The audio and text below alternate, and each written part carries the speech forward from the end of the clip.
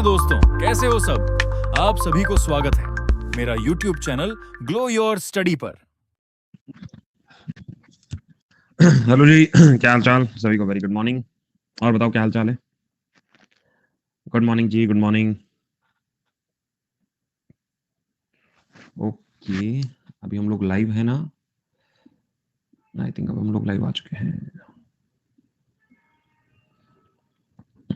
Good morning, good morning, good morning. Okay चलो, आज Sunday का दिन और वर्ल्ड कप का दिन, दोनों का दिन एक साथ। तो मैंने सोचा सुबह सुबह क्लास ले लेते हैं। गला एकदम खराब, 2-3 दिन से ट्रैवलिंग, गले की बज गई है बैंड। आप लोग फटाफट सेशन को ज्वाइन कर लो ताकि आज का सेशन हम लोग स्टार्ट करें। गोल्ड डायनेस्टी, अकबर जहांगीर सब एक साथ। अच्छा, हमारा ना आने वाले आई थिंक 23 या 24 से बायोलॉजी का न्यू मॉड्यूल स्टार्ट हो रहा है। ठीक है, तो उसके लिए भी तैयार रहिए आप कि नया मॉड्यूल हम लोग स्टार्ट करने वाले हैं। ठीक है, गेट रेडी। विक्स की को खिचखिच दूर करो यार। बात तो सही कह रहे हो, लेकिन अब आफ्टर द क्लास ली जाएगी। चलो यार, अभी बच्चे आज आज ज्वाइन नहीं किए। संडे बना रहे हैं क्या बच्चे? संडे बनाया जा रहा है क्या? कुछ 15-20 लोग अब तक मुझे दिखाई दे रहे हैं। ठीक है, अल्कोहल लीजिए, परमानेंट सोल्यूशन है। नहीं, इसका परमानेंट सोल्यूशन नहीं है अल्कोहल। सो रहे हैं सब, सच में सो रहे हैं। आज आज संडे का दिन है ना, फुल ऑन एंजॉय करते हैं। हाँ, वर्ल्ड कप मनाया जा रहा है। अभी फुल आराम से उठेंगे, उठने के बाद फिर थोड़ा खाए पिएंगे और 2 बजे वर्ल्ड कप के लिए बैठ जाएंगे। है ना, ऐसा है। कोई बात नहीं, मुझे कंप्लीट कराना था। फिजिक्स आप कराओगे? हाँ जी, करवाऊंगा। और अभी फिजिक्स का मॉड्यूल आई थिंक फेब में आएगा। फेब में आएगा मॉड्यूल आपका। ठीक है, चलो शुरुआत करें फिर हम अपने सेशन की। चलो भाई, हम सेशन की शुरुआत करते हैं। बाकी जैसे जैसे बच्चे जुड़ते रहेंगे वो कनेक्ट होते रहेंगे। देखो, लास्ट क्लास के अंदर हम लोगों ने कुछ चर्चाएं की थी। उन चर्चाओं के बारे में भी हम लोग बात कर लेते हैं। हम बात करें मुगल डायनेस्टी भाग पहला, लेकिन आज भाग पहले के साथ भाग दूसरा भी होगा। ये दोनों भाग है। सर जी, अभी साइंस का क्या स्टार्ट होगा? अभी बायोलॉजी स्टार्ट होगी यार। साइंस की तुम्हारी ना बायोलॉजी स्टार्ट होगी। बायोलॉजी सबसे ज्यादा वेटेज रखती है, तो बायोलॉजी हम लोग स्टार्ट करेंगे फ्रॉम 23 और 24 में भी 24 को स्टार्ट होगी। ठीक है, 24 तारीख को तुम्हारे बायोलॉजी का पहला क्लास होगा। लेकिन हिस्ट्री का भी ना अभी कुछ चीजें बची हुई हैं। हिस्ट्री की क्लासेस भी आपकी इन पैरेलल चलने वाली है। मतलब पैरेलल में उन क्लासेस को भी अलग टाइमिंग पर लेकर उनको भी खत्म करूंगा। ठीक है, रीजनिंग का यार पता नहीं, रीजनिंग को देखना पड़ेगा। हाँ, कुशान शाकाज बचे हुए हैं, थोड़ा बहुत चीजें हमको देखनी है। तो जो बचा हुआ है ना, आर्ट एंड कल्चर का थोड़ा सा पार्ट मुझे करवाना है। तो ये सारा पार्ट जो है मैं एक्स्ट्रा क्लासेस लेके करवाऊंगा। ये थोड़ा सा आप अवेयर रहिएगा कि जब भी क्लास नोटिफिकेशन आए तो आ जाइएगा। टाइम जनरली मैं 12-1 बजे लेके इसको खत्म करूंगा। कोई बात नहीं, मैं स्टार्ट हुआ नहीं था। चलो तो स्टार्ट करते हैं आज का सेशन। हमने लास्ट क्लास के अंदर बाबर के बारे में पढ़ लिया था, अकबर के बारे में पढ़ लिया था और शेर खान के बारे में पढ़ लिया था। ये शेर शाह के बारे में हम लोग पढ़ लिया था। आज हमें शुरुआत जो करनी है, हमें शुरुआत करनी है अकबर से। ठीक है, आज अकबर से स्टार्ट करेंगे। ठीक है भाई लोगों, चलो। तो पहला नाम जो हमारी आंखों के सामने आता है वो नाम है और किसी का नहीं, वो नाम है अकबर का। तो अकबर जी के बारे में हमने क्या क्या पढ़ा? पहली बात, अकबर जो है किसका लड़का है? सन। किसका सन? सनातन सन है। तो सन है हुमायूं का। पहले सवाल, हुमायूं का सन है। और दूसरा, मम्मी का नाम है हमीदा बानो बेगम। हमीदा बानो बेगम इनका लड़का है। अगर क्वेश्चन ऐसे बनता है इनका जन्म कहां पे हुआ, तो हम आंसर लगाते हैं इनका जन्म जो है अमरकोट में हुआ था। कहां पे था? अमरकोट। अगर वो पूछा जाए कब हुआ था, तो 1542 वो समय था। फिर हमने कहा था एक हिंदू शासक था जिनके यहाँ पे इनका जन्म हुआ था। वो कौन था हिंदू शासक? एक हिंदू रूलर था जिनके यहाँ पे छोड़कर फिर हुमायूं कह रहा मैं चला। ऐसा था ना? ठीक है, एक हिंदू शासक था। हाँ, राणा प्रसाद। क्या नाम था? राणा प्रसाद। इनके यहाँ छोड़कर भाई साहब चल दिए थे कि मेरे को जो है अपना राजपाट वापस लेना है, तो मैं निकलता हूँ। लेकिन हम लोग ये जानते हैं कि जब हुमायूं वापस अपने घर की तरफ गए थे तो थोड़ा ज्यादा हो गया, ओपीएम का नशा ज्यादा हो गया। तो शेर मंडल की लाइब्रेरी से गिर कर हुमायूं जो है अपने प्राणों का त्याग, चलो भाई, कर देता है। तो after Humayun death, after Humayun death, Akbar set on throne. Akbar गद्दी पर बैठता है। Akbar set on throne. गद्दी पर इन भाई साहब ने बैठने का ठेका ले लिया। भाई सीधी सी बात है, जब इनके पिताश्री जाएंगे तो यही भाई साहब आएंगे लौट के, इतना हम लोगों को पता है। अब अकबर जब गद्दी पर बैठता है तो ऐसा नहीं कि उस वक्त अकबर जो है बहुत ऐसा 20-22 साल का लौंडा था, एकदम छोटा बच्चा टाइप समझिएगा। ठीक है, तो हमने जब अकबर से पूछा कि अकबर, हाँ 13 साल का, 12 साल का बाबर, 13 साल का अकबर। तो जब अकबर से पूछा कि जब तुम्हारे पिता की डेथ हुई तो तुम थे कहां पे, पहले तो इस चीज का जवाब दो। हमने सुना तुम गलियों में घूम रहे थे। तो at the time of his father death, at the time of his father death, जब इनकी फादर की डेथ होती है तो ये घूम रहे थे पंजाब के एक जगह जिसका नाम है कलानौर। क्या नाम है? कलानौर। ये कहां पर पड़ती है? ये पड़ती है पंजाब में। ये पंजाब के कलानौर नाम की जगह पे थे। और ऐसा नहीं था कि मतलब ऐसा गर्लफ्रेंड वर्लफ्रेंड के साथ घूमने गए थे। ये आदमी जो है अपने गुरु मतलब अपने फ्रेंड, अपने फिलोसोफर जिसका नाम बैरम खान था, उनके साथ थे।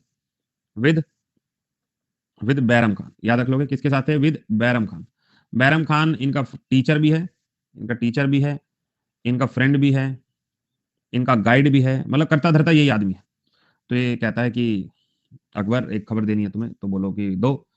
तो इन्होंने कहा कि तुम्हारे पिताश्री की जो है डेथ हो गई है, आपको पता तो है ही, आपके पिताश्री जरा ओपियम ओपियम का सेवन ज्यादा करते थे, तो लाइब्रेरी की सीढ़ियों से गिरे और मर गए। तो अभी आपको थोड़ा दुखी होने की जरूरत नहीं है, ये टाइम हौसला रखने का, और आपको आगे जाके गद्दी भी संभालनी है। तो इसने कहा चलो ठीक है फिर लेट्स गो। तो अकबर ने कहा लेट्स गो। तो अकबर जो है, ठीक है, अकबर जो है वो गद्दी के लिए चल पड़ता है, सीट के लिए चल पड़ता है, क्योंकि सीट जो है दिल्ली में खाली पड़ी है, दिल्ली में वेकेंट पड़ी है, क्योंकि इसके पिता की डेथ के बाद सीट के ऊपर राजा को तो आगे बैठना ही है। तो जब सीट खाली देखती हैं तो एक वजीर है, एक वजीर है जिसका नाम है हेमू। इसका क्या नाम है? हेमू नाम है, या इसी को हम आखिरी विक्रमादित्य भी बोलते हैं, विक्रमादित्य। हेमू से मुलाकात हुई।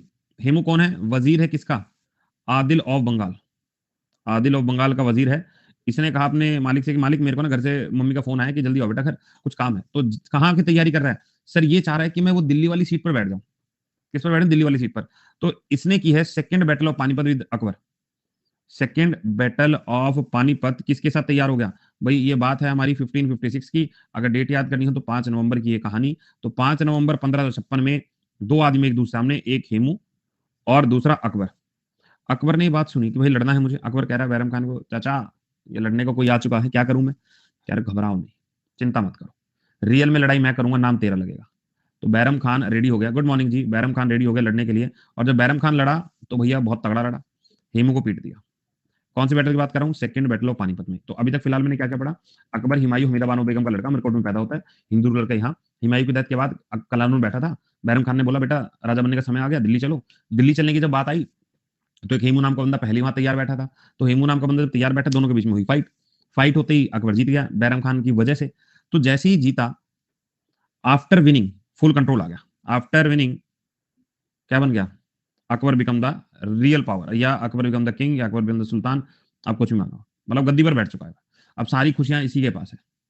अब इसके साथ एक ना एक लेडी थी बिना बालों वाली, महामंगा। तुमने सीरियल्स में देखा होगा। महामंगा हमेशा अकबर कहते रहे मेरे बेटे तुम मेरी बात सुना करो, ज्यादा भटको मत। तो ऐसे ही महामंगा जो है, अब अकबर धीरे धीरे बड़ा भी तो हो रहा है ना, अकबर जो है धीरे धीरे बड़ा हो रहा है, अकबर समय के साथ मैच्योर भी हो रहा है। तो जैसे ही मैच्योर होता है तो ये बहुत सारे डिसीजंस लेता है।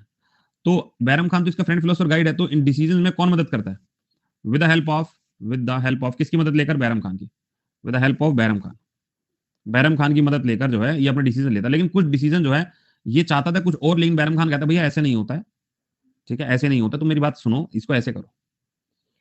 तो ये जो महामंगा है, महामंगा है, इन्होंने गाइड किया। महामंगा कौन है? इनकी फोस्टर मदर है, मतलब समझ लो दाया माँ, फोस्टर मदर टाइप है।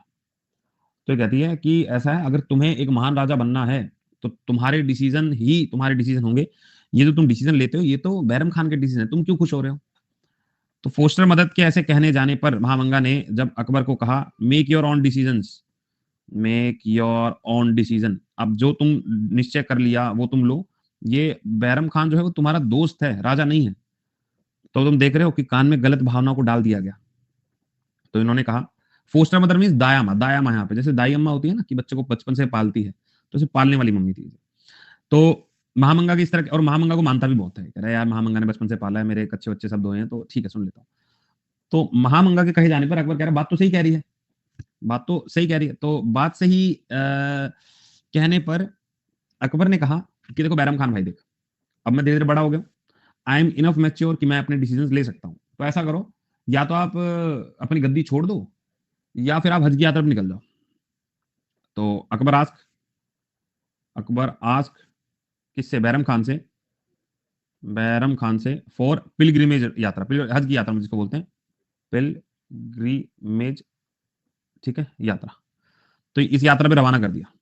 अब जब बैरम खान को रवाना किया गया तो ये ना इन बिटवीन थे, रस्ते में थे, और ये पाटन नाम की जगह पर, गुजरात में पहुंचे थे, पाटन नाम की जगह पर ही वॉज किल्ड, एक षड्यंत्र से इनको मरवा दिया गया। अब देखो कहाँ आदमी एकदम बढ़िया जिंदगी जी रहा था, सब कुछ अच्छा अच्छा लग रहा था, लेकिन बिकॉज ऑफ महामंगा इनको अपनी गद्दी छोड़कर जो है हज की यात्रा पे जाना पड़ा, पाटन में मरवा दिया गया। जैसी ये बात पता चली किसको, अकबर को, अकबर बहुत दुखी। अकबर कह रहा है यार ये क्या हो गया, मैंने तो बात ना मानने और मानने के ऊपर कही थी, ये तो इनकी जान के ऊपर बात बनाई। तो अकबर बहुत ज्यादा उदास हुआ। अकबर ने कहा, अकबर मन से बहुत ज्यादा दुखी हुआ। तो अकबर ने इनकी वाइफ को रोते हुए देखा। अकबर कह रहा, तुम रो क्यों रही हो? तो उन्होंने कहा कि मेरा पति मर गया। तो रो नहीं और क्या नाचूं? तो कह रहा चिंता करने की जरूरत नहीं, जब तक मैं हूं तुम्हें 1% घबरा नहीं। तो इसने शादी कर ली। ये बताओ ये कौन सा तरीका है भैया? Married the wife of Bairam Khan, wife of Bairam Khan, Bairam Khan की वाइफ से शादी कर ली। लो भैया कर ली शादी। ये तो तरीका भी सही नहीं हुआ भाई, ठीक है, ये तो जबरदस्ती का। और इसके लड़के को अडॉप्ट कर लिया, अडॉप्टेड हिज सन, और उसको टाइटल दिया, मतलब अभी आएगा अब्दुल रहीम है, लेकिन अब्दुल रहीम खाने खाना टाइटल आएगा, अब्दुल रहीम खाने खाना, क्योंकि बैरम खान का टाइटल था। ये अच्छा ठीक है, गिल्ट में था, फिर शादी क्यों की? सर जी वाइफ तो बहुत बड़ी होगी। बात भाई बड़ी होगी तो उसको दाया माँ बनाओ, चाची बनाओ, मौसी बनाओ, भाभी बनाओ, ऐसे ये रिश्ते चलते हैं। शादी कर लूंगा लोग, और राजा आदमी एटीट्यूड में, अभी वाइफ को कुछ कह भी नहीं सकती, है ना? तो मतलब ऐसा करना चाहिए ना। तो सन को अडॉप्ट कर लिया, अब्दुल रहीम को, ठीक है। ये भी तो सही है यार, ये आदमी कितना तेज है, कह रहे ये भी सही है। चलो भैया ठीक है, जैसी उसकी मर्जी, तुम तो फेवर में रहोगे ही, ठीक है। तो अब बैरम खान का एक टाइटल था जो दिया गया था, वो टाइटल था खाने खाना। बैरम खान का एक टाइटल था खाने खाना, खान ए खाना। और यही टाइटल इनके लड़कों को मिला था, जिसका पूरा नाम पड़ा फिर अब्दुल रहीम खाने खाना, अब्दुल रहीम खाने खाना, खान ए खाना, ठीक है भाई। इतनी बात हमको समझ में आ गई। अब आगे चलो। अब महामंगा कह रही है अरे मेरा तो वो दोस्त ही मरवा दिया, तो अब अपनी पावर थोड़ी बढ़ गई है, अपने को एंजॉय करने का मौका मिल गया। लेकिन इसका लड़का ना थोड़ा आवारा किस्म का था। महामंगा का लड़का जो है वो हवा में ले गया। महामंगा मतलब ऐसा नहीं होता कि कोई कोई कहता है यार अरे मेरी मम्मी जो है अकबर की फोस्टर मदर है, तलवार चला दूंगा। हाँ पॉइंट था ये, कृष्णा का डिवोटी था, आगे आएगा, नौरत्न में आएगा। तो महामंगा का लड़का था जिसका नाम था आदम खान। क्या नाम था? आदम खान। अब आदम खान ने क्या किया, ये हवाबाजी में था, क्योंकि ये इसको पता था कि डायरेक्ट लिंक है मेरे किसके साथ, अकबर के साथ। तो इसने मालवा के राजा को मार दिया बिना किसी से पूछे। डिफीटेड मालवा राजा बाज बहादुर, डिफीटेड मालवा किंग बाज बहादुर, इसको मार दिया, बहादुर को। अब ये बात अकबर के पास पहुंची कि भाई क्यों मारा, ठीक है। खाने खाना, अब्दुल रहीम खाने खाना, ये अभी आगे आएगा। तो जब इसने इसको डिफीट कर दिया ना, ये बात अकबर पे पहुंची। अकबर के पास मालवा के लोग पहुंचे, भैया ऐसे ऐसे तुम्हारे यहाँ का कहते हैं तुम्हारा भाई है वो, उसने आगे हमारे राजा को मार दिया, बाज बहादुर को। अकबर का कोई बात। अकबर ने आदम खान को छत पे बुलाया, आदम खान को छत पे बुलाया, कह रहे तूने उसे क्यों मारा? अरे भाई आवाज कर रहा था, माँ बहन की गाली दे रहा था, मेरे से बर्दाश्त नहीं, मैंने मार दिया। तो इसने क्या किया, मुझसे बर्दाश्त नहीं होगी, बिना पूछे तू मेरी प्रजा के अंदर तो ऐसा करेगा। तो तो आदम खान है thrown from the top of Agra fort, Agra fort के ऊपर से इसको फेंक दिया। झूठ बर्दाश्त नहीं है मुझे, झूठ बर्दाश्त नहीं है, ऐसे करके मार दिया, मार दिया, खत्म खत्म खत्म। तो उसने कहा कोई बात नहीं, अब तुम कह देते तो मान जाते हैं, ठीक है। तो अब तक जो है अकबर का राजपाट सही चला, मतलब ओवरऑल सही था। लेकिन अभी भी इसका ना वो अंदर से खुशी नहीं, शादी वादी तो करी नहीं ज्यादा इसने, तो खुशी कैसे होगी? अब अकबर ने आसपास के एरिया तो कब्जा कर रखा है, अकबर कैप्चर जो है काबुल वाबुल सब कैप्चर कर रखा है, एरिया काफी बड़ा है, कैप्चर काबुल वाबुल सब कर रखा है, ठीक है। तो अपने आप को जब इतना सारा एरिया मिल गया, तो कह रहा मैं पूरे हिंदुस्तान का शहनशाह हूँ, अजीम उन जान शहनशाह, इसी के लिए एम्पर ऑफ हिंदुस्तान है। लो भाई हिंदुस्तान का एम्पर दो, एंजॉय करो। एक ना एरिया पड़ता था इनके पास, गोंडवाना का एरिया था, वहां पर एक राजा था जिसका नाम था संग्राम शाह। एक इंडिपेंडेंट रूलर है गोंडवाना का, इंडिपेंडेंट रूलर है, इंडिपेंडेंट रूलर है गोंडवाना का, गोंडवाना का एक इंडिपेंडेंट रूलर है, जिसका राजा जो है उसका नाम है संग्राम शाह, संग्राम शाह। इसके लड़के का नाम है, इसके लड़के का नाम है दलपत शाह, दलपत शाह। दलपत शाह की वाइफ का नाम है रानी दुर्गावती, रानी दुर्गावती। और इन दोनों का एक चाइल्ड है, इन दोनों का बच्चा है, इन दोनों का सन है, नाम है चंद्रा शाह। अब देखो संग्राम शाह थोड़ा बूढ़ा हो चुका है, दलपत राय की डेथ हो चुकी है, अकबर को इस एरिया में इंटरेस्ट आ गया है। तो दलपत राय की डेथ के बाद, दलपत शाह लगाओ राय लगाओ, दलपत शाह की डेथ के बाद रानी दुर्गावती इसको लीड कर रही है, रानी दुर्गावती जो है अब प्रिंसेस बन चुकी है, रानी बन के वही लीड कर रही है इस प्रोग्राम को, ठीक है, ये कौन बनी? चंदेला प्रिंसेस बन गई। कौन बन गई? चंदेला प्रिंसेस। अब राजा अकबर को ये नीड हो गई। राजा अकबर का सिस्टर, हाँ थे भाई, थे, कजन ब्रदर काफी थे, ठीक है, लेकिन उनके बारे में कोई खास जानकारी है नहीं। अभी आएगा, इंतजार करो थोड़ा सा। जब मार दिया आदम, कहा देखो यार, वो तो फिल्मों वाली कहानी की, मार दिया नहीं छोड़ूंगी तुझे, जिंदा जला दूंगी, वो जो जो बोला कि वो मूवीज में, किताबों में तो नहीं है। ठीक है, किताबों में ऐसे ही कहा कि महामंगा के लड़के को मार दिया, खेला खत्म, बस इसके आगे कुछ नहीं बोलते। तो रानी दुर्गावती चंदेला के प्रिंसेस है।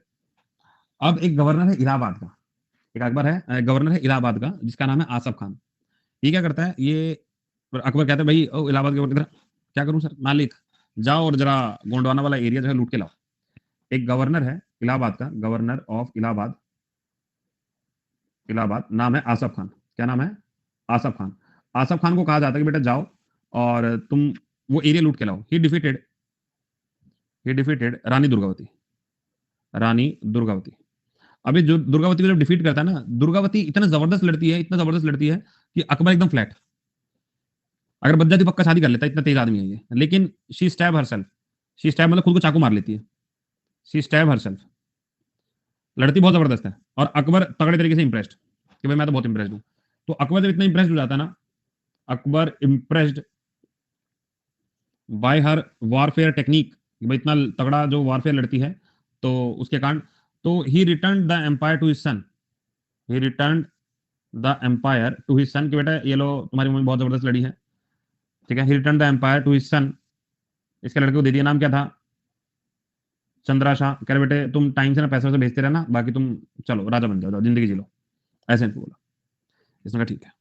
लेकिन अभी तक हम जोधा अकबर की कहानी पे नहीं पहुंचे, चलो जोधा अकबर कहानी पे चलते हैं, राजस्थान की तरफ, कॉन्क्वेस्ट ऑफ राजस्थान। चलो, स्टैब में चाकू मारना। Was he interested in married woman? ऐसा कोई क्लियर नहीं है यार कि इंटरेस्टेड है या नहीं है। बाकी तुम्हें पता ही है कि मुगल शासक शादी करने पीछे हटते नहीं है, ठीक है।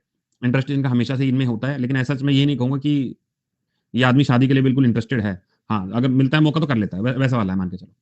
तो ये तो आज भी है, तो पैसे की थोड़ी दिक्कत है, वरना आज भी आदमी इंटरेस्टेड तो है, एक शादी करो, दो शादी करो, चार शादी करो, इंटरेस्टेड तो आज भी है, ठीक है। तो हम राजाओं का नाम बदनाम नहीं करेंगे। तुम अगर आज की डेट में तुम देखोगे तो एक आदमी मुझे शादी कर लोगे, नहीं फिर वैसे कर, नहीं नहीं दूसरी शादी, नहीं नहीं यार इतना खर्चा नहीं उठा पाऊंगा, कल्चर के खिलाफ है, ये है वो है, लेकिन इंटरनली सब लोगों को यही है,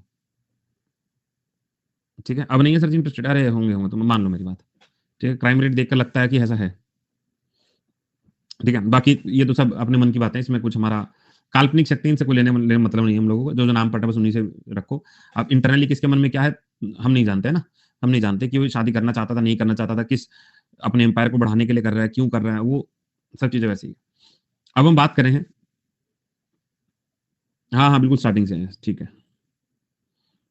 अब आगे चलो, हाँ कर लेंगे यार कोई। अब तुम ये देखो, नॉर्मल आदमी शादी करते फिर भी चक्कर बाहर चला रखा है, कितने केसेस हम लोग रोज सुनते हैं न्यूज में कि लोग अफेयर कर रहे हैं, क्यों कर रहे हैं भाई? वो तो एक तरह से पहले वो अफेयर था, उसको शादी में कन्वर्ट करते कि पहले अलाउ था, ठीक है। तो वही वही वाला सिनेरियो है ना, ये रोज हम क्राइम पेट्रोल ये अलग अलग तरह की न्यूज सुनते हैं, है ना, तो ये सब चीजें वही है। पर फिर भी काफी हद तक इंसान जो है सुधर गया है। अब सुधरने पे बात करते हैं देखो, अब राजस्थान की तरफ बढ़ता है। राजस्थान आपका नहीं नहीं तुम्हारा मेरे पे पीछे लगे रहना, आपका है कि नहीं है। तो हमने क्या बोला? Conquest of Rajasthan, conquest of Rajasthan. अब राजस्थान की कॉन्क्वेस्ट करता है तो सबसे पहले देखो, बच्चे इतने वो हो गए कि टीचर से पूछते हैं आपका चक्कर चल लगा है यार, हद मचा दी तुम लोगों ने। इस पे कोई और टीचर होता ना, ऑफेंड होकर तुम्हें गेम से बाहर कर देता। अभी अभी अमन सर होते ना, तुम्हें अभी बता देते एकदम, ब्लॉक करवा देते तुम्हें, सच में ब्लॉक करवा देते हो। तो चला यार कोई बात नहीं, ठीक है। तो कॉन्क्वेस्ट ऑफ राजस्थान देखो, तो मेरे को पता आप नहीं करोगे, अभी करवाते हैं, ज्यादा लीनियंसी आ गई। तो यहाँ पे हुआ, अकबर ने राजपूत रूलर के साथ शादी का अलायंस बना लिया, ठीक है। अकबर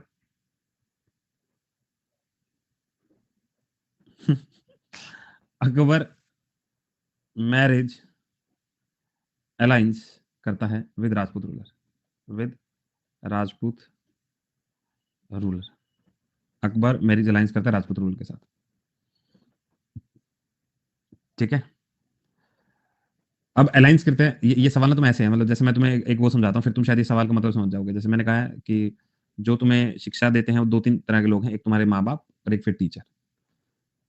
तब ये सवाल कितना वैलिड रहेगा, क्योंकि आफ्टर माँ-बाप जो लेवल आता है वो टीचर का आता है, वो गुरु का आता है।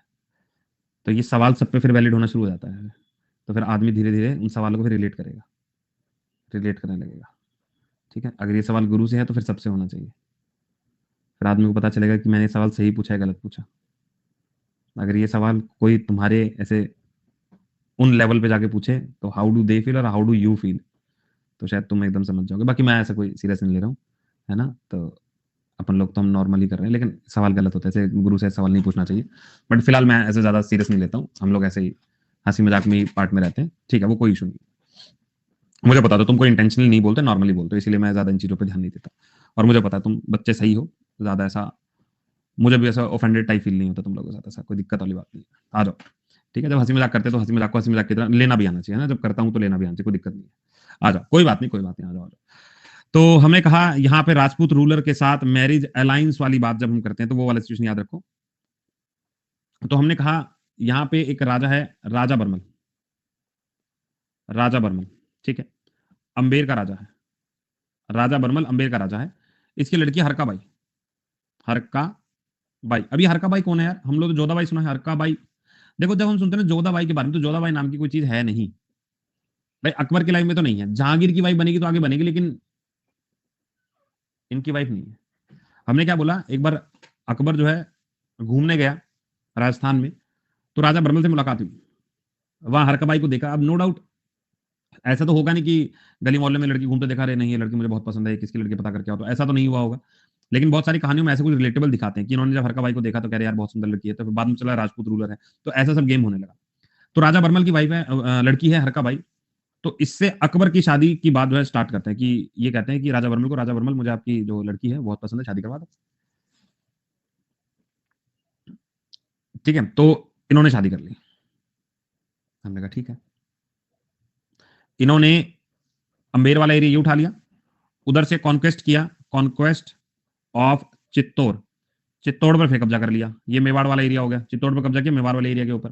ठीक है, यहाँ पे राणा उदय सिंह 6 महीने जंगल में छुपा रहा कि किस तरीके से मामला बच जाए। 6 महीने जंगल में ही छुपा रहा, लेकिन अल्टीमेटली कॉन्क्वेस्ट कर लिया चित्तौड़ वाले एरिया के ऊपर। यहाँ पे एक बैटल होती है जिसको बोलते हैं battle of Haldi Ghati, battle of Haldi Ghati. Haldi Ghati की लड़ाई हुई, कब की बात है? 1576 में 18 जून को ये बैटल होती है। अब इस बैटल के अंदर कौन कौन शामिल है? एक तरफ हमारा राणा प्रताप, एक तरफ है राणा प्रताप वर्सेस अकबर, और अकबर का भी कमांडर कौन? मान सिंह। अकबर का भी कमांडर कौन? मान सिंह। चलो भाई, अल्टीमेटली इस बैटल में राणा प्रताप हार गए थे और अकबर जीत गए थे, इसमें तो कोई दो राय है ही नहीं। अकबर ने बहुत सारे एरिया पे कब्जा कर लिया, जैसे रणथंबोर वाला एरिया मेरा है, रणथंबोर मेरा है। कलिंजर का किला मेरा है, जहां पे शेर सिंह मरा था, शेरशाह। मारवाड़ का एरिया मेरा हो गया, जैसलमेर का एरिया मेरा हो गया। ये सारे राजस्थान वाले कब्जा कर लिया है। गुजरात एरिया इनका हो गया है, बिहार वाला एरिया इनका हो गया है, बंगाल वाला एरिया हो गया है। ठीक है, तो ये अल्टीमेटली सारा एरिया जो है वो अकबर ने कॉन्क्वेस्ट कर रखा है। कॉन्क्वेस्ट मतलब जीत लिया है, कॉन्क्वेस्ट बाय अकबर, अकबर ने इस एरिया के ऊपर कब्जा कर लिया।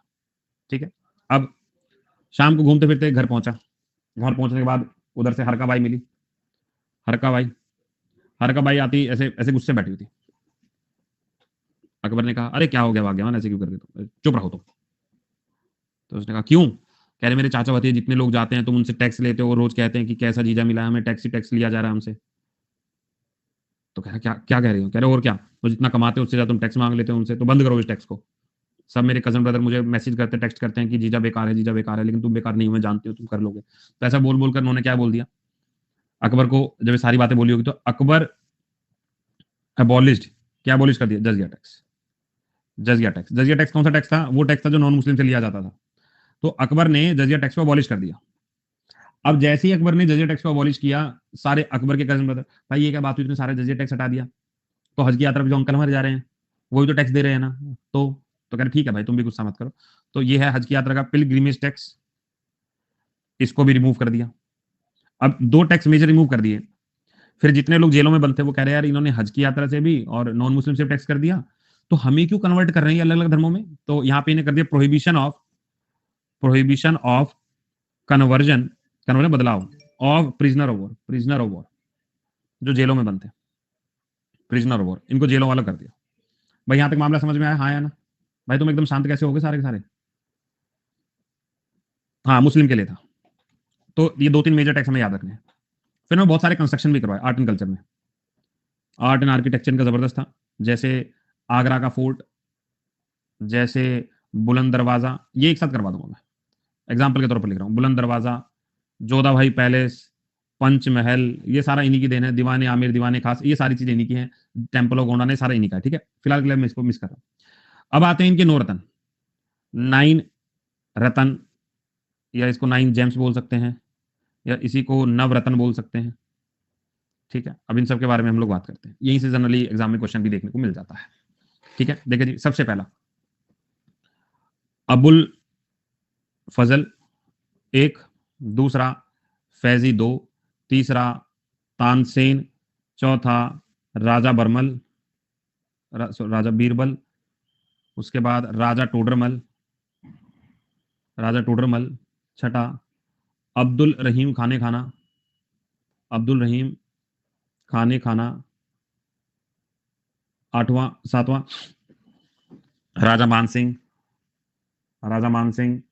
8th में है फकीर आजियो, कहीं कहीं हमें मुल्ला दो प्याजा भी दिखता है, और फिर आता है मिर्जा आजीज।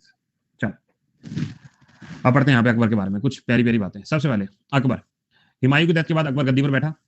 अमरकोट में 1542 में अकबर जो है ग्रेटेस्ट ऑफ मुगल एम्पायर बना। 13 साल की उम्र पर ये गद्दी पर बैठा और बैरम शाह के अंडर में। 1556 में जब अकबर को राजा बनाया गया तो कलनूर की जगह पर मौजूद था 13 ईयर्स की एज में, 13 ईयर्स एंड 4 मंथ। 1556 की बात करें तो सेकंड बैटल ऑफ पानीपत हुई, जिसमें हेमू, जिसको विक्रमादित्य कहते हैं, इसके लास्ट हिंदू शासक था दिल्ली में, 14 विक्रमादित्य है। ये विक्रमादित्य का टाइटल लेता है, उनसे लड़ाई करता है। हमने कहा ठीक। पहले 5 साल के अंदर अकबर जो है बैरम खान इसका रीजेंट, मतलब इसका गाइड, फिलोसफर ये बनता है। लेकिन उसके बाद अकबर जो है इनको हटा देता है बैरम खान को, और कहता है कि आप ना हज की यात्रा में मक्का चल जाओ। बट बैरम खान को रस्ते में अफगान रूलर मुबारक खान ने पाटन में मार दिया था। लेकिन बोला जाता है सारी कहानी जो है महामंगा के घड़ी हुई थी, ठीक है। अब 1556 से लेकर 60 में बैरम खान की रिजेंसी के अंडर में काम किया। बैरम खान जो वकील यानी वजीर का काम भी कर रहा था, और इन्हीं को टाइटल दिया था खाने खाना, खाने खानम या खाने खाना। खाने खाना जो है बाद में फिर इनके लड़के अब्दुल रहीम खाने खाना को टाइटल दिया गया था। मालवा के एरिया के ऊपर 1561 में डिफीट किया था बाज बहादुर को। ये बाज बहादुर वाला कनेक्ट वहां पे करो जहां हमने पढ़ा था कि आदम शाह डिफीट करता है, उनको बाद में धक्का देके मार देता है, ठीक है। उसके बाद he later made the mansabdar to honour his skill as a musician, mansabdari का टाइटल देता है, अभी आगे पढ़ेंगे। ही डिफीटेड द गर्ग खटका, या आप रानी दुर्गावती चंदेला, या आप याद कर सकते हो, ठीक है। चित्तौड़ और रणथंबोर के एरिया पे भी कब्जा कर लिया।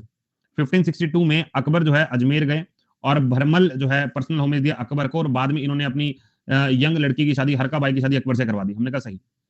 बैटल ऑफ हल्दी घाटी की अगर बात करें 1576 के अंदर, अकबर डिफीट करता है राणा प्रताप को, और हमें यहाँ पे नाम याद किसका रखना है? नाम याद रखना है राजा मानसिंह और असफ खान का नाम। ये असफ खान का नाम और भी आप याद कर सकते हो, जब हमने इसको पढ़ा था रानी दुर्गावती को डिफीट करने गया था, ये वही वाली कहानी है।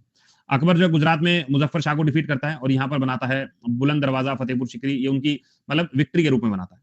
उसके बाद हमसे पूछा जाता है इन्होंने जब लास्ट कॉन्क्वेस्ट किया तो कहां पर किया?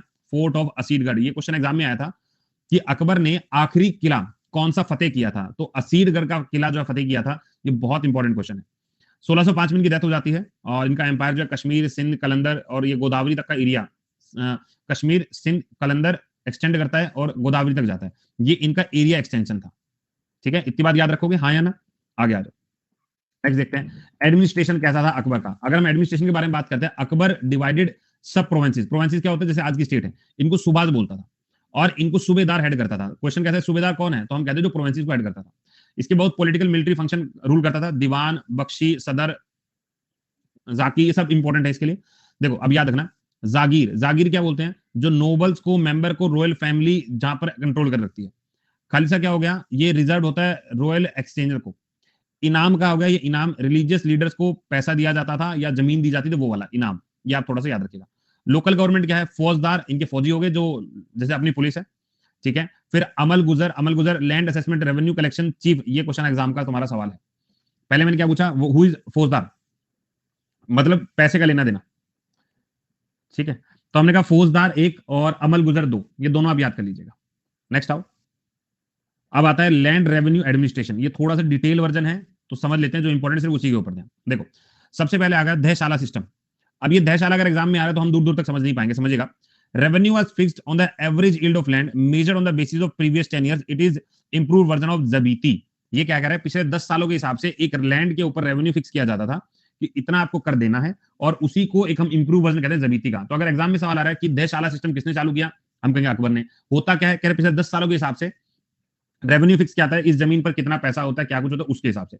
ठीक है, नेक्स्ट आता है भताई या गोला बख्शी सिस्टम। ये क्या होता है, जो भी producer divide between the state and the peasant, जो भी उस स्टेट और जो भी उसको करने वाले उनके बीच में डिवाइड किया जाता था। Peasant were given choice between batai and dahsala. वो पीजेंट के ऊपर बात की जाती थी कि बताओ भैया क्या करना है क्या नहीं करना है। ये आपको थोड़ा सा याद करना है। दोबारा बोलूं मैं, सबसे पहले क्या हो गया, सबसे पहले आ गया हमारा देशशाला। देशशाला में क्या हुआ कि पिछले 10 साल को देखकर तुम्हारा एक रेवेन्यू फिक्स कर देंगे। पिछले 10 साल को देखकर तुम्हारे एक रेवेन्यू फिक्स कर देंगे। उस रेवेन्यू के हिसाब से तुम्हें बताना है कि ओवरऑल तुम कितना पैसा देने वाले हो। भताई में क्या हो गया कि जो भी तुम्हारा पैसा आएगा उसको बांट लो। जो स्टेट को देने तो तुम्हारे, दोनों में से पीजेंट के ऊपर, मतलब जो काम करने वाले उनको ही हक दिया गया था कि दोनों में से पीजेंट क्या है, एग्जाम में कैसे आएगा। अब सुनो यार, देखो मैं बता दूं, पीजेंट होता है जैसे जो खेतों में काम करते हैं, जो लोअर तबके के लोग हैं, जो फाइनेंशियली इतने स्ट्रांग नहीं है, एक तो वो है। ठीक है, और रॉयल एक्सचेकर का मतलब क्या होता है कि जो रॉयल मनी होता है उसको रिजर्व कर रखने वाला। ठीक है, या रॉयल इंपॉर्टेंट चीजों को रिजर्व करने वाला। ठीक है, उसके बाद एग्जाम में क्वेश्चन कैसे आएगा, एग्जाम में सवाल ऐसे आएगा कि देशशाला सिस्टम में क्या करते हैं, जमीन कितने समय के लिए कितने बेसिस के ऊपर उसका टैक्स फिक्स करते हैं। ठीक है, कृषक बोल सकते हो, पीजेंट गरीब। देखो पीजेंट में क्या होता है, देखो आपने बहुत सारे हिस्ट्री मूवमेंट सुने होंगे।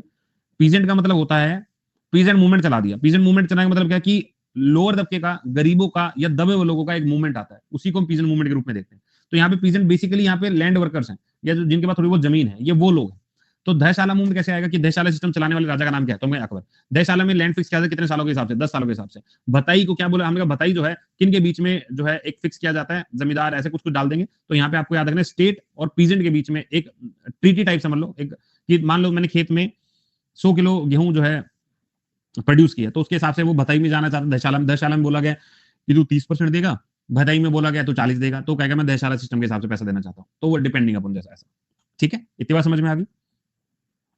उसके बाद आता है नसक। नसक में क्या होता है, या कनकोट। दशक और कनकोट। कनकोट दशक का मतलब ये होता है कि जो रेवेन्यू है तुमने पिछले साल पे किया था उसके हिसाब से तुम्हें रेवेन्यू देना है। मतलब पिछले साल तुमने 10 रुपए दिया था, तो इस साल हो सकता है 11-12 देना हो, तो पिछले साल के हिसाब से revenue on the basis of what peasant had been paying in the past. जो पास्ट तुमने दिया उसके हिसाब से।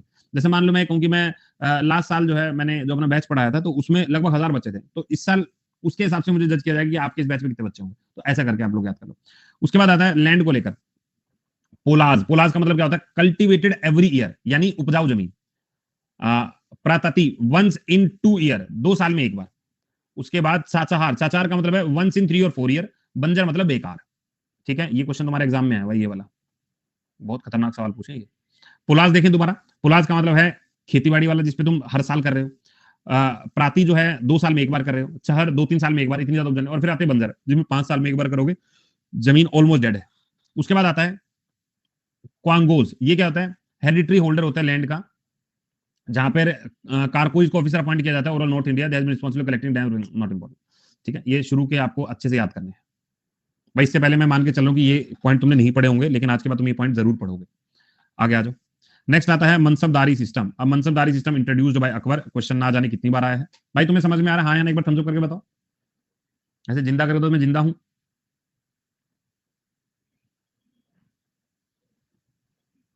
बहुत बढ़िया, बहुत बढ़िया भाई। ऐसे जिनके ऐसे चेहरे बने आ रहे हैं, जबकि उसका मतलब जबकि पुराना वर्जन दशहरा उसका एडवांस वर्जन है बस। जैसे ऐसे चेहरे बन के आ रहे हैं कि वो एक बार अपना नाम लिखी, क्या दिक्कत आई है तो मैं थोड़ा बता पाऊं, है ना। हमारे क्लास में इस टाइम 100+ लाइक जाते थे, वो आज 50 लाइक पे अटका हुआ मामला। बिकॉज बच्चा संडे को एंजॉय कर रहा है पूरा, लेकिन इंपॉर्टेंट है। सर आप किस बुक को रीड कर रहे हैं, मतलब किस बुक को, मतलब तुम्हारी पढ़ाई से रिलेटेड या मेरी जिंदगी से रिलेटेड। देखो ऐसे अगर मतलब नॉर्मल हिस्ट्री को, अच्छा हिस्ट्री में, यार हिस्ट्री में तो मैंने रीड एनसीईआरटी ज्यादा फॉलो करता हूँ। इसके अलावा, ठीक है, इसके अलावा एक पूनम मैम की बुक है, सिर्फ वो रीड करो। फिलहाल तो 2 चीजें कर रहा हूँ, बाकी नहीं। ठीक है, सिर्फ 2 ही बुक्स को फॉलो कर रहा हूँ फिलहाल। मैं बहुत ज्यादा बुक्स तो रीड नहीं कर रहा हूँ। एक तो एनसीईआरटी जो मुझे लगती है दी बेस्ट सोर्स है, और उसके अलावा पूनम मैम की फॉर रेफरेंस। कोई टॉपिक होता है जो मुझे इन डेप्थ थोड़ा देखना होता है, तो फिर मैं पूनम मैम की बुक को फॉलो करता हूँ, अदरवाइज इससे ज्यादा नहीं करता हूँ। इन 2 ही किताबों को देखता हूँ। ठीक है, क्योंकि एनसीईआरटी में बहुत सारी चीजें ना बस नाम के लिखी गई है, उसको डिटेल में आपको पढ़ना पड़ेगा। एनसीईआरटी के हिसाब से बता रहा हूँ। यूपी आर ओ कंप्लीट हो जाएगा यार, इससे यूपी आर ओ का ना हो जाएगा, ठीक है, हो जाएगा इससे, सच बता रहा हूँ। अब वो फॉर्म तो यार देख मैंने भी भरवा दिया, मतलब मेरा फॉर्म जो उठा के भरवा दिया गया है वो, नो डाउट मैं देने नहीं जाऊंगा, लेकिन फॉर्म मैंने भरा है। अगर मन हुआ कि भाई जीएस का पेपर देखा हूँ, बहुत दिन से कोई एग्जाम नहीं लिखा है, तो मे बी शायद मैं एग्जाम देने भी चला जाऊँ, अगर मन हुआ तो। ठीक है, फॉर नॉट पेपर, वो हिंदी वाला पोर्शन तो नहीं कर रहा हूँ, लेकिन अगर मन हुआ और सेंटर मेरे आसपास है कि मैं पॉसिबल हो जाने का, तो मैं देखाऊंगा। क्योंकि बहुत सालों से यार वो ना होता है ना कि पेपर में जाने का मन, तैयार होके पेपर में बैठने का, वो एग्जाम प्रेशर और एग्जाम फील बहुत सालों से ऐसा लग रहा है नहीं लिए। तो मेरा मन है कि इस बार बहुत टाइम से नहीं दिया, तो एक पेपर दे दिया जाए, थोड़ा सा रिफ्रेशिंग सा हो जाएगा। जीएस का पेपर तो कम से कम देख ही आएंगे, एक पेपर तो जीएस का ही, वो पेपर के घर आ जाएंगे, थोड़ा यूपी घूम लेंगे, है ना। तो ये वाला मैं कोशिश करूंगा, अगर जब भी एग्जाम आसपास हुआ तो मुझे जाने का मन हुआ, ठीक है, कम से कम बच्चों वाली फीलिंग तो ले ही लूंगा कि बच्चे कैसे प्रिपेयर करते हैं, कैसे एग्जाम में जाते हैं, बहुत टाइम से नहीं है, तो वो वाली फीलिंग भी आ जाएगी एक बार। एग्जाम कब है? 11 फरवरी को एग्जाम है? 11 फरवरी को एग्जाम है क्या? तो नहीं दे पाऊंगा, 11 फरवरी को नहीं जा पाऊंगा। वैलेंटाइन वीक चल रहे, कैसे जाऊंगा यार, नहीं नहीं उसमें तो नहीं जा पाऊंगा, वो जरूरी है भैया, वैलेंटाइन वीक है। 24 मार्च को यूपी पीसीएस का है, यूपी पीसीएस के फॉर्म निकल रहे हैं। अब तो मुझे ये कह रहे हो कि मैं इन पीसीएस वीसीएस की तैयारी वाला पेपर दूं क्या? फिर ऐसे पर्सनली एक बैच चला दें जिसमें हम पीसीएस वाले बच्चों को टारगेट करें, है कि पीसीएस वालों को ही टारगेट कर लें कि तुम आ जाओ सारे, तुम तैयारी करो, साथ चलेंगे पेपर देने। कहीं ऐसा ना हो कि मैं पेपर मैं क्वालिफाई नहीं कर, बच्चे क्वालिफाई कर, सर हमने तो आपसे ही पढ़ के क्वालिफाई किया, गेम बदल लोगे तुम लोग, ऐसा तो नहीं कर लोगे?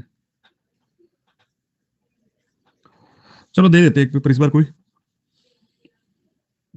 ठीक है, एक पेपर दे देते हैं कोई, घर वाले भी थोड़ा खुश हो जाएंगे कि लड़का गया कहीं घर से बाहर निकला है, ठीक है।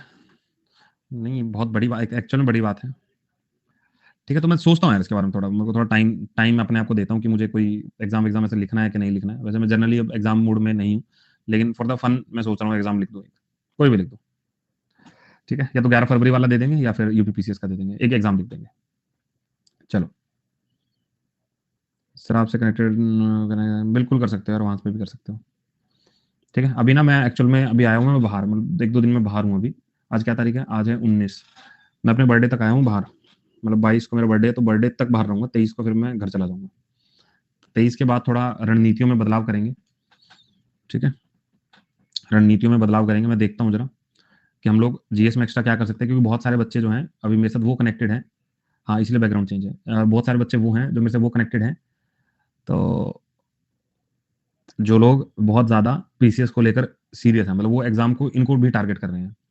तो मैं सोच रहा हूँ उन बच्चों के लिए भी अगर कुछ किया जा सकता है तो मैं उन बच्चों के लिए भी करूँ, क्योंकि बहुत सारे मैसेजेस मुझे मिल रहे हैं कि हम लोग इसकी तैयारी कर रहे हैं, आरओ की तैयारी कर रहे हैं, कोई पीसीएस के एग्जाम की तैयारी कर रहे हैं, तो उन बच्चों के लिए थोड़ा सा मैं एक्स्ट्रा कर सकता हूँ। वैसे ये जो चीजें करवा रहा हूँ ना, अगर ये भी अपनी ईमानदारी से करोगे बहुत अच्छा जाएगा, ठीक है। तो इसके लिए मैं स्पेशल क्लासेस पे प्रैक्टिस करवाता हूँ तुम्हें, स्पेशल क्लास जो होती है ना उस पर क्वेश्चन प्रैक्टिस करवाता हूँ, ताकि हम लोग थोड़ा और एडवांस जा सके। मेन होता है क्वेश्चन प्रैक्टिस करना, थ्योरी पढ़ के कभी पेपर नहीं निकलते जब तक हम क्वेश्चन प्रैक्टिस नहीं करेंगे। तो क्वेश्चन प्रैक्टिस करते हैं ज्यादा से ज्यादा, मैं भी ट्राई करता हूँ ज्यादा स्पेशल क्लासेस लूँ, यूट्यूब पे सेशन चलेगा, अब से मैं स्पेशल क्लास भी थोड़ा ज्यादा बढ़ाता हूँ, ठीक है। चलो तो मनसबदारी के बारे में बात करें, अकबर जो है इंट्रोड्यूस करता है मनसबदारी सिस्टम। मनसब जो है एक तरह का रैंक ऑफिसर होता है।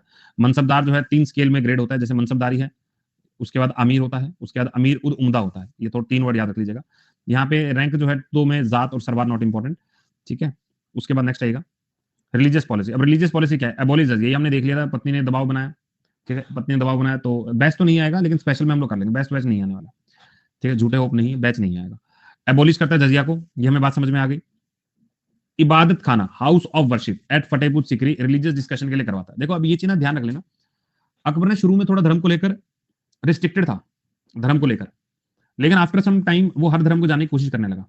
जैसे इबादत खाना बिल किया था, जहां पर ये वर्शिप का हाउस बनाया था, लेकिन बाद में इन्होंने एक नया रिलीजन देने लाई, इसको डिवाइन फेथ, कि हर आदमी आओ आराम से बात करो, रहो, एंजॉय करो, कोई दिक्कत ही नहीं है, ये बात हमारे सामने आई, ठीक है। 1582 के अंदर ये बात हमें पता चली।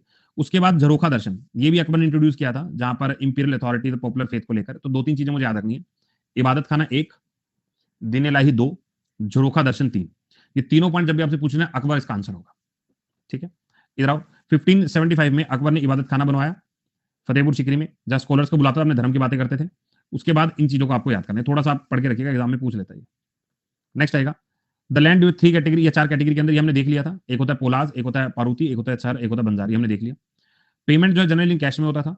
बीघा, जो आज भी हम लोग बीघा, अब तो हम गज बोलते हैं ना, लेकिन आज भी थोड़ा यूपी और बिहार वाले एरिया में बहुत सारे लोग बीघा बोलते हैं, ठीक है, या कत्था बोलते हैं।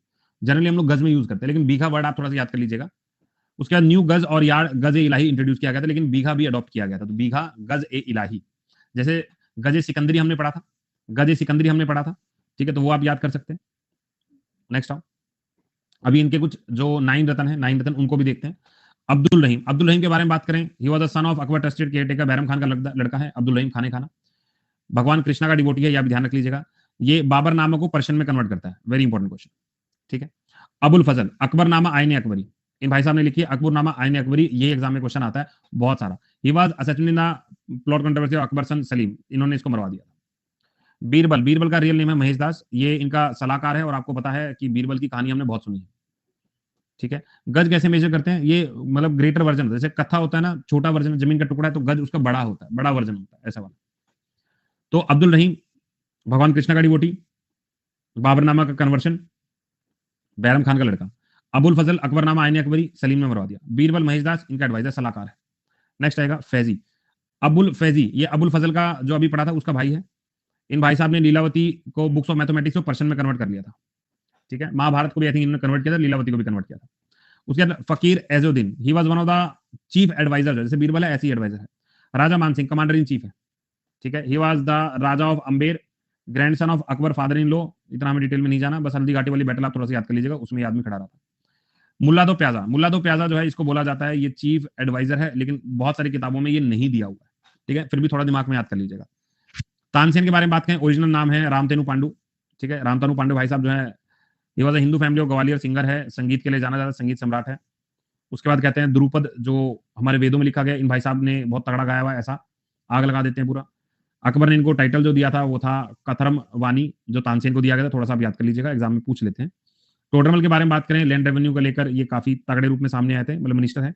1852 में राजा दीवान अशरफ, ये टाइटल आप याद रखिएगा, दीवान अशरफ, ये इंपॉर्टेंट है। नेक्स्ट आएगा, नेक्स्ट आता है मिनिस्टर को ये क्या बोलते हैं, वकील बोलते हैं। प्राइम मिनिस्टर को वकील बोलते हैं। दीवान बोलते हैं फाइनेंस मिनिस्टर को। बख्शी बोलते हैं ये हमारा मास्टर जनरल को।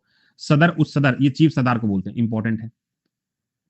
देखो, वकील प्राइम मिनिस्टर, दीवान फाइनेंस वाला, बख्शी ये जनरल मास्टर है, सदर उस सदूर ये सरदार को बोलते हैं।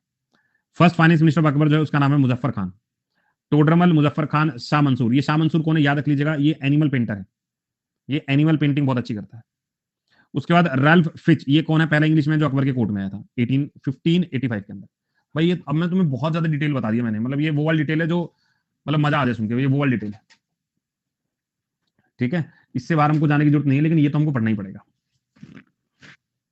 अब आर्किटेक्चर, ये आर्किटेक्चर और अलग से कराऊंगा, इसको ज्यादा परेशान नहीं होगा, ठीक है। ये इनके सारे लोकेशन है, कौन कौन सी विद नाम एंड लोकेशन, मतलब जहांगीर पे आते हैं। जहांगीर वाला मैं कल देखता हूँ, कल करवाऊंगा। अब इसके ना कुछ क्लासेस होंगी, इतनी जल्दी नहीं खत्म होगा, ठीक है भाई। कुछ अकबर के बारे में समझ में आया, आज 1 घंटे क्लास में लगभग अकबर कंप्लीट हुआ है। समझ आया अकबर सबको, अकबर हाँ ना में जवाब दो, बहुत ज्यादा ही अकबर के बारे में पढ़ा हम लोगों ने। अब इस अकबर की पीडीएफ उठाना और पढ़ना और सारे प्रीवियस ईयर क्वेश्चन लगाना। हमसे सारे बच्चे करो, शर्माना क्या ताल पे जब झूमे शर्म, ठीक है। वो आर्ट एंड कल्चर में करवाऊंगा मैं, क्या क्या बनवाया, ये बनवाने वाला पॉइंट बताओ तुम्हारा, ये वाला बताओ, ठीक है। चलो अब आप लोगों से मुलाकात जो है हम लोग कल करेंगे, और धीरे धीरे इन चीजों खत्म करते हैं यार। अभी कल मिसलेनियस है, 20 तारीख है, कल मिसलेनियस है, मैं चीजें करवाता हूँ तुम्हें फटाफट से खत्म ना। और वो जो तुम आरओ पीसीएस के लिए कर रहे हो उसका भी देखते हैं कुछ क्या हो सकता है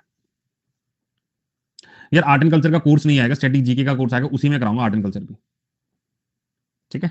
चलो तो आज के लिए फिर इतना ही करते हैं, वर्ल्ड कप देखते हैं, और best of luck for world cup. India जीते, होप सो। मैच वैसे मैच देखता नहीं हूँ, जब भी मैं मैच देखता हूँ इंडिया हार जाती है, तो मैच में देखूंगा नहीं, तो सोच रहा हूँ कि इस्कॉन टेम्पल चला जाऊँ, थोड़ा बैठ के मेडिटेशन किया जाए, इंडिया जीत जाए तो, ठीक है। चलो bye, check have a nice day. हाँ मैं देखता नहीं, चिंता मत करो, मुझ पर दबाव बहुत ज्यादा है घर वालों की तरफ से। चलो ठीक है, ओके बाय। अब थोड़ा रुक जाना, वीडियो अच्छी लगे तो लाइक शेयर और सब्सक्राइब करना मत भूलना, याद तो रहेगा ना। चलो चलते हैं, बाय।